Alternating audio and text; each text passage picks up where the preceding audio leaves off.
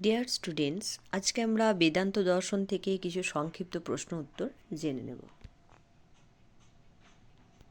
ব্রহ্মসূত্র গ্রন্থটি কার লেখা? মহর্ষি বাদরায়ণ।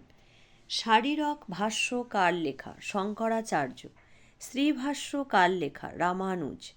মান্ডক্য কারিকা গ্রন্থটি কার লেখা? আচার্য গৌড়পাদ। বিবেক চূড়ামণি ভাষ্য গ্রন্থটি কার রচিত? শঙ্করাচার্য। বিশুদ্ধ অদ্বৈতবাদের প্রধান প্রবর্তককে? শঙ্করাচার্য। ব্রহ্ম বিষয়ক শাস্ত্র বলা হয় কোনটিকে? বেদান্ত দর্শনকে। শঙ্করাচার্য মোট কয়টি উপনিষদের ভাষ্য রচনা করেন? 10টি।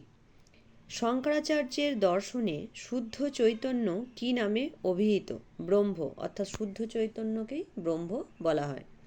সর্ব বেদান্ত সিদ্ধান্ত গ্রন্থের রচয়িতাকে? শঙ্করাচার্য। শঙ্করাচার্যের মতে জগৎ কিসের বিবর্ত? ব্রহ্মের। ব্রহ্মানন্দ, অর্থাৎ ব্রহ্মই হচ্ছে আনন্দ স্বরূপ, এই কথাটির অর্থ কী? মানে হচ্ছে ব্রহ্ম কখনোই দুঃখ স্বভাব নন। ব্রহ্মচিৎ, এই কথার অর্থ কী? অর্থাৎ ব্রহ্ম হচ্ছে অচিত বা জ্ঞানাভাব নয়, মানে জ্ঞানের অভাব তার মধ্যে নেই। ব্রহ্ম সৎ, এই কথার অর্থ কী? সৎ মানে হচ্ছে ব্রহ্মই হচ্ছে একমাত্র সত্য।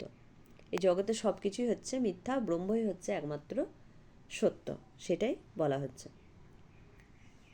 তো আজ এখানেই শেষ করছি।